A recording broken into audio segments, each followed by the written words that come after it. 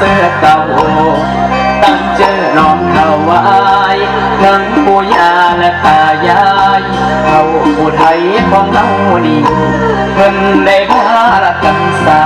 งแฟนเมืองแต่ก่อนเก่ามีแต่เหิงคุณเดเจ้ามีแต่เหิงคุณเดเจ้าอันมุนเขา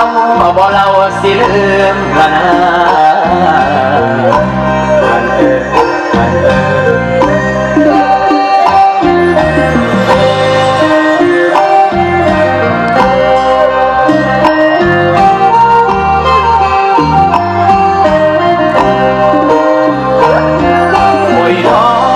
หน้ากอบของเฮานี้สิขอเราดอกความรังโอ้พยกจากเมืองวังวังแม่ของทางเฮาบุญข่าวคำร้นเป็นหัวหน้าข้ามาไทยแตกเดินเราหนีสงครามผู้เฒ่าเบาหนีสงครามผู้เฒ่าเบาผู้ไทยเยา